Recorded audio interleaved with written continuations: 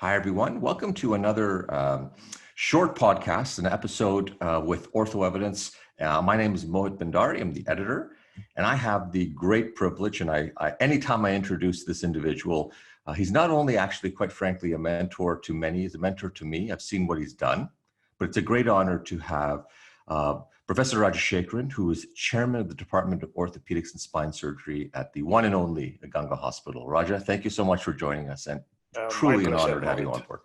My pleasure.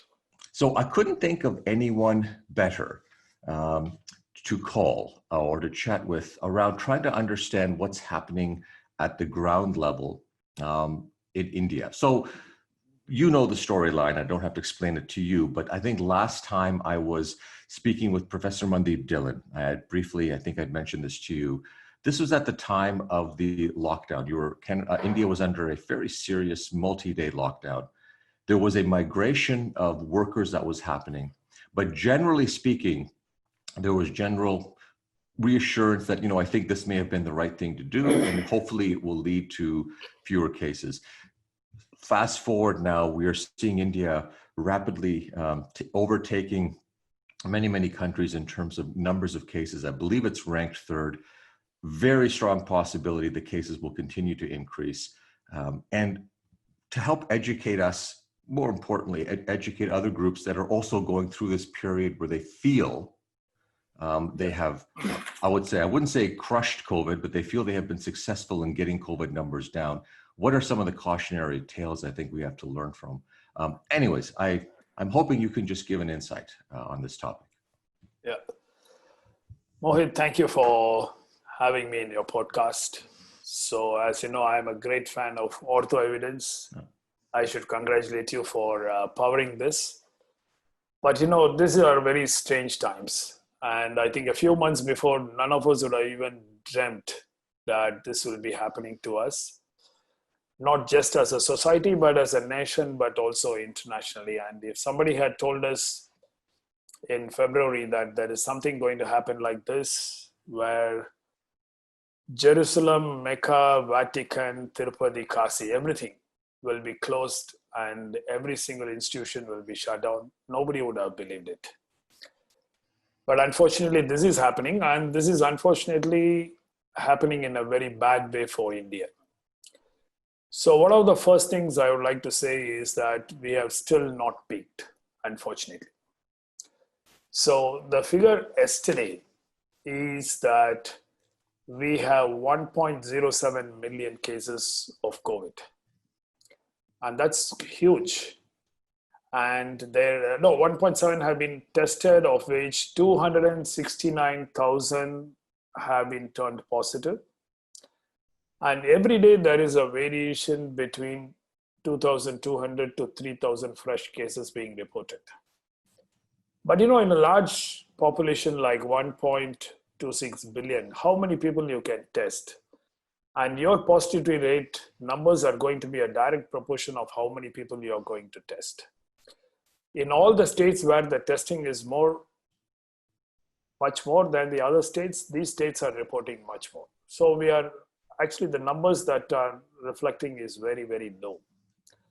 And I heard one of the epidemiologists tell me that whatever number is being reported, it is 1 into 100 is what is the current rate. So we are talking of a very grim situation. And initially, the only comforting factor in India was two things. One is the lockdown was actually bringing down the number of cases quite a lot. And secondly, our death rates were much lower compared to the rest of the world. So people were talking about, are Indians more better off immunity-wise? Is it the BCG vaccine that did it? Or is it their exposure to malaria that has done this? But whatever it was, our death rate was much lower than what they reported in Spain and Italy and in the West. But now our great hope that a severe lockdown, and I would like to say that the lockdown was really very strict and very severe. I would personally have believed that this country could have been kept indoors for nearly a month so strictly. And this was quite successful for many parts of the world region. But lockdown had another effect in India. Lockdown is very good where there is no crowding. But we had a huge migrant population. And these migrant population were all staying in small groups. They were staying in lodging which were not in the best of the conditions. So when you said lockdown, it actually increased crowding in a certain group of population. And these people were all very crowded. And in fact, they had better social distancing when they were at work. And this is actually a big difference. I know for sure that in large rooms, the migrant population, they were about 10 or 14 people living in large rooms, all huddled together. So when you say don't come on the road, stay indoors, it means that they were under a very much more bad condition than what they were when at work.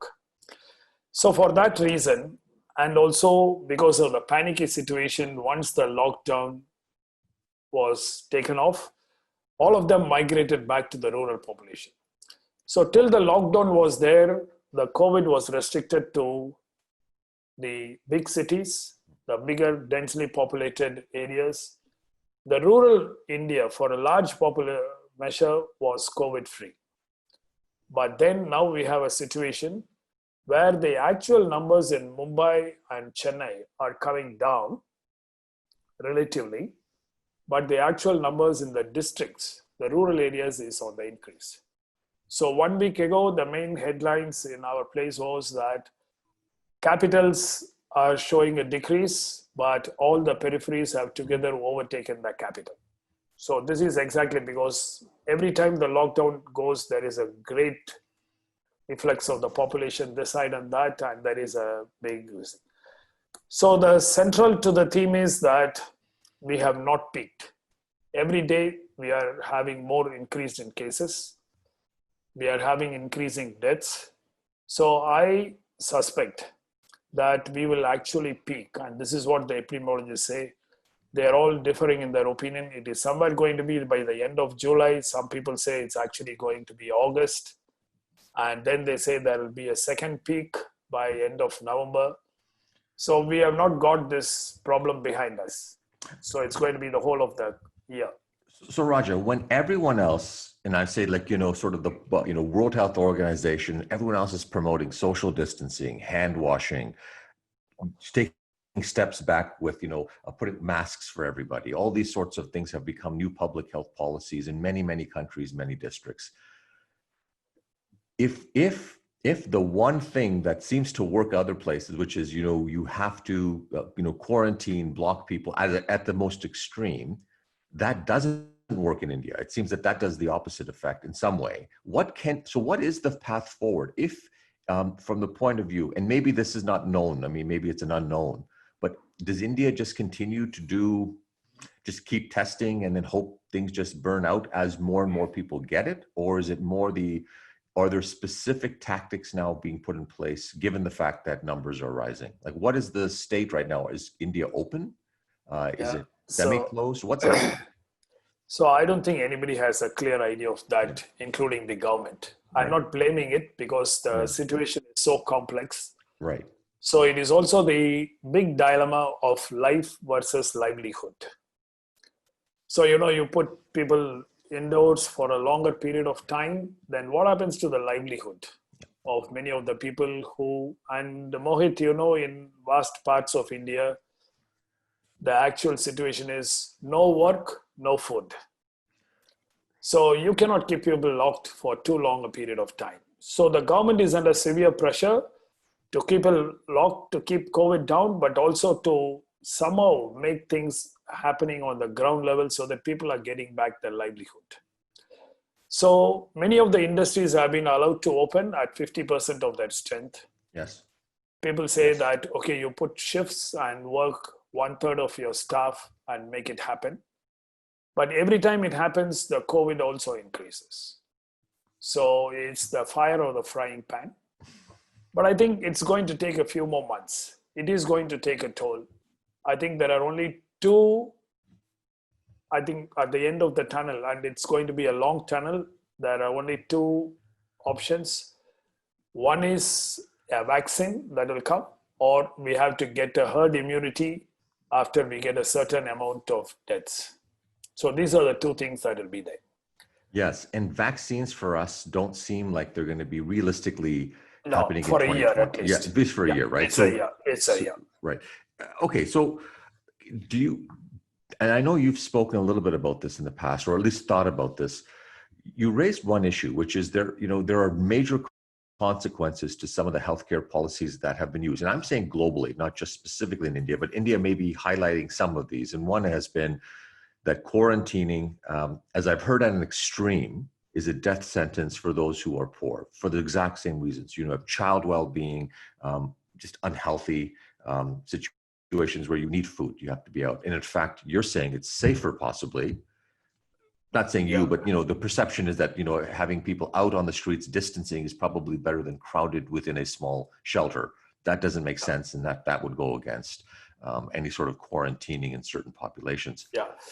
So I also think that the government and the administration must look at ways. You see, we are going in bits and spurts. Yeah. So there is a lot of knee-jerk reaction. So there was a sudden spurt in the state of Tamil Nadu, and then we went into a lockdown. Right. And the lockdowns are announced at the last minute. So it will be like on a Saturday morning when it is announced that we are going to have a lockdown for 15 days from Monday morning. So, people just rush to get that 2 weeks of food supply or banking, and everything has to be done within 24 hours. And it's absolute chaos on the society and on the roads. You have no social distancing. Well, if you have two children at home and you don't have milk and food, what do? I mean, you just go to any small shop or a big shop, you stand in the queue, you don't care about social distancing at that period of time.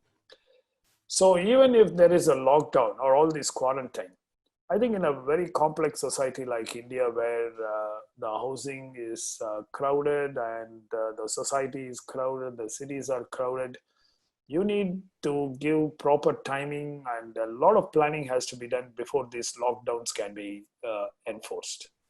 And as I really told, if there is a crowd of 6 living in a room or a house which has only 2 rooms, is it safe for them to just be there for a long time, or is it the houses don't have a compound wall between them? They are just a wall, each house. Is it better to be like that, or they are better, safer off on the roads playing? I'm not very sure. Do you think also that there have been consequences of these policies, unintended consequences? So for example, we talked about the one, which is quarantining is difficult for some groups and in fact could lead to more harm than good. Are there other things you've noticed as a result of some of the, so we've put so much energy on trying to manage COVID, keep the healthcare system, very, very capacity open in case there's going to be cases. Certainly there must be unintended consequences to people who don't have COVID. So we've seen an increase in mental health around the world. There's been lots of issues around. There's been increase in violence, domestic violence, even in around the world. There's been increases in deaths because patients are afraid to come to the hospital who don't have COVID, but they don't come. Have any of these or other issues be starting to get some light? Because the truth at the end of this, Raja, I think will be people will look back at this time and they will evaluate, sort of the costs and the consequences of everything we did. And maybe there'll be situations where we'll rethink what we did and say, our efforts and our narrow focus to do one thing actually led to a much bigger problem that we left behind. Now we have to deal with that. So, Mohit, we have been operating without a shutdown in our hospital. So because we are a COVID-free hospital, we were not one of the designated hospitals for COVID.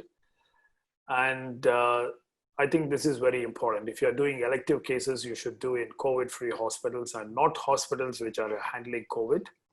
So we have done more than 3,400 cases of orthopedic surgery at this time. Approximately 55% of them are emergencies and 45% of them are elective. when I say elective. Now, if you look at the spine surgery alone, the number of surgeries that we would do with a gross neurological deficit or patients coming with cauda equina or with paraplegia or tumorous neurological deficits, the proportions are very high now, which means that these people have delayed their treatment and they have reached us late after there is a neurological deficit. Now, what happened was in India, there was a district-wise lockdown. You could move within your district, but if you have to cross your district, you have to get police permission and what is called an e-pass. And you can just imagine in this huge population, the number of applications are so huge that most of the time when you apply online, you are declined. And as a result, a lot of people with spinal problems have gone on to complications. I can vouch for that. We used to get a lot of open injuries which reached the hospital within 4 hours or 6 hours or even 8 hours. But now we have open injuries which are reaching us after 2 days and 3 days. Because they have been treated in a smaller hospital far away. But if you need a flap or if you need a major surgery, which the smaller hospitals cannot do, and it's a very difficult thing to get a e-pass to get. Sometimes they have to cross 4 or 5 districts to come, and it's a tedious process to get your e-pass. So while we are always concentrating on the COVID death, but I'm sure that this inaccessibility of people to get the appropriate care has increased tremendously the complications for non-COVID patients. Raja, do you think that if you were to, let's say, just review just the cases that have been coming in during this period of time, and maybe you're already doing that. I know that the group is very scientific also at the Ganga, and maybe there are other places doing it. Do you believe, if you had to predict or hypothesize complications, would you be perceiving now that complication rates are going to be higher because of these delays? Because, I mean, delay is a big factor in many things, especially in open fracture care. For example, do you feel that this period of time with access will have led to, just worsening of outcomes overall? Or do you think that despite those delays, hospitals and surgeons are doing extra now when they come in to try to mitigate those risks? Mohit, without a fear of being wrong, I can confidently say that because of inaccessibility to care, because of the practical difficulties in people getting to the right place, to the right surgeon, to the right hospital, the complication rates the mortality and morbidity rates are definitely higher. Yeah. I have no doubt. If you ask me to put a figure, I cannot, because I have no epidemiological. Yeah. But from the very fact of the number of cases that we get with higher complications rates, right, I would say that definitely it is possible. Can I ask also then, you had said just a bit earlier that you perceive that there's, or at least epidemiologists are suggesting that, that despite testing, the numbers are likely higher. We're not going to see a vaccine in 2020, realistically, right? And if there is one, access to vaccine is going to be months. It's going to take a long time, right? So let's just say the next 6 months are going to be, in the same situation. There's no miracle cure, and we're going to be just, trying to do everything we can to limit the spread. Do you expect this healthcare system in India to be staying as is for the next 6 months? I mean, when do you see a possible glimmer of hope in terms of returning back to norms? And who knows what norms are, Raja, but I guess right now is, if there is ever a time for us to be thinking about doing something big in terms of understanding the data across multiple centers, India being one of them, but multiple countries, do we still have time to do this work? Or do you think this is going to now kind of, like, you're from the Ganga Hospital perspective, things are moving in the direction that it's getting busier and busier, cases are getting less and less delayed? I don't think we have come to the state where we say that things have got better. And I'm really worried that things will get worse over the next few months.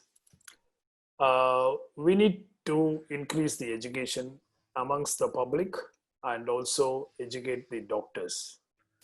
Now, let's say and the administration has to bring out very clear guidelines.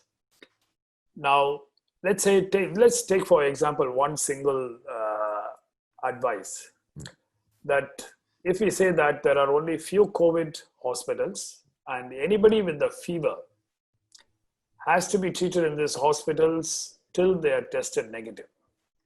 So what happens, like, I'll just tell a case in example. We got a patient with a massive open injury who came to us 48 hours late, but with a fever of 102. So what does that mean? Right. So have we got to test him, or have we got to send him, refer him to a COVID hospital? The 3 designated COVID hospitals in our city are not the best to treat open injuries because their focus is different. And if we can't treat him, then what happens? So all these ambiguities and gray zones have to be first cleared by the government, because this is not a 15-day drama or a 30-day drama. I think it's going to be a 1-year show. So we need to get very clear guidelines from the government and to what is it. Second is, although we know that inter-district movement of population is bad, we need to set proper channels by which people who need medical care, and the government has to very clearly say, okay, if you have a cardiac emergency, these are the 18 hospitals in the state where you can go. If you have such and such a neurological problem, these are the hospitals that you have to go. And they have to make sure that e-passes are given to people who are required, and the general practitioner must be able to give an e-pass for them. Right now, it's a very tedious process of having to go into the collectorate and to the police and getting an e-pass, and sometimes you may not be able to make the other person understand what you want. So if we don't do these, I think that the complication rates will be very high. It's exactly that. I think we have, when I always ask, and I've been asking individuals I speak with, and I'll ask you this as well. When you reflect back on what all this means, and I know we're right amidst it, Raja, so it's hard sometimes because you're right in the middle of it. But when you reflect back at times, and I know you do, what do you make of this whole situation? I mean, you're absolutely right. You started off by saying mid-February, and it struck a chord with me because mid-February, I was in Mexico, and I was enjoying, an alumni meeting with one of our surgeons, and he was launching a book, and I was dreaming of what this year would look like. 3-4 weeks later, completely different. But early February, there was this perception that, there might be something happening somewhere, but it's not going to affect me. There's this cognitive perception that I was dissonant. I was thinking, well, I know there's something happening. It's not going to happen to me. 3 weeks later, 4 weeks later, everything is shut down. The world shut down. Healthcare is completely, in a different mode of, survival, it seemed, even though there was a perception that there was a looming threat coming. Even though in Canada, we never saw the surge, but we were very, very aware of it, and we were acting as though that surge was coming. You have time to think and reflect about what all this means and what the ultimate messaging from all this will be as we move forward. History has a way, and humans have a way of, some sadly, forgetting history. And I wonder if you feel that this will actually change us as humans, because it has affected all of us. I don't think there's anyone who hasn't felt this for the first time. And I can't remember a time in my life where everybody was feeling the same thing. There wasn't a situation, well, this is just a problem of the, of a developing nation, or this is just a problem of, of Western civilization, or this is just a problem of, the South or the North, or this was everyone's issue. Yeah. And I wonder what you've been thinking about this. So Mohit, it's very interesting that you asked, because I feel the same. We could have been better in different ways at different stages of this problem. So, when the first news came, we all felt happy it's far away from us. It's something happening at somewhere else. It's nothing, you're not going to be affected by it. And, we had the previous experience with SARS and bird flu. It always hit the news, but it didn't touch India. We never were worried about it. It was always like reading about an earthquake that occurred across the globe. Right. And in that 4 to 6 weeks, we delayed our response because the traffic between India and China was so high at that time. People went all over and came back. People went to Singapore and came back. And we didn't realize because of that delay in response, we had a lot of surge in our cases. If only we had understood what's happening in another place in the world, in this present age, it happens very quickly to you. And if we had understood it, we could have cut off the problem at a very early stage. The second problem is when we realized what is happening, there was a lot of knee-jerk reaction, some of them scientific, most of them non-scientific. And actually, before you take a big decision like a quarantine for a whole country, lockdown, which is very strict, and some of the parts of the country went into 144, which means curfew. Like, for example, our state is still on curfew on all Sundays. I mean, if you have to step out, the police can charge you. Wow. Okay. So it's really so strict. But if you have to lock down people inside, then we need good epidemiologists, good microbiologists to actually tell us, what sociologists to tell what is going to be the effect on crowded lockdown, what is going to be the effect on people who are crowded to be in the same room for days together. And this has caused a lot of mental strain and agony for a lot of people. And also the very delicate balancing between life and livelihood in India has been I wouldn't want to be the Prime Minister of India now because it's the most difficult period. Any decision you take is very challenging. Any decision you take can have a lot of criticism and other things. But this is something that we had done. Another thing which actually struck me was in the initial stages, people were trying to segregate themselves into group. They started blaming that here, there. But at a later stage, I found that there was a confluence. When the thing hit everybody hard, then people realized that all of us are the same. I mean, the initial segregation, the fundamentalists, the rightists, the leftists, everybody joined together. And then they knew that whether you're a rich person or a low person, I mean, humans are humans, it's the same. All of us are susceptible. All of us, family values, health becomes more important than what you have in your bank. Yeah. And it was a great equalizer. And for the first time, I have known many people say, my concept of life has completely changed. And I think it has been a very big equalizer over here. I also think that it is a testing time for all of us as an individual person. What is our strength of character? What is our strength of the quality of your character? And I think the right thing to one particular phrase, I really liked it. They said COVID is a filtering time. So it is a filtering time. It filters and shows clearly the difference between people who are strong and people who are weak.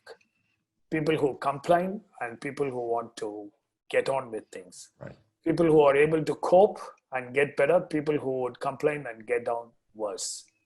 And people who would look at how to take advantage of what is happening and get better. We have always been complaining that we don't have time for so many important things in life.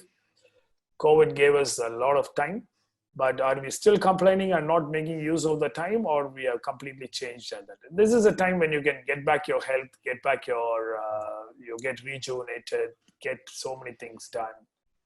And that was the central philosophy in Ganga Hospital. We said we would keep continuing doing the good work. We will stay safe, but we will work as much harder.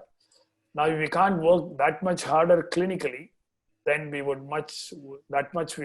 work hard more on research.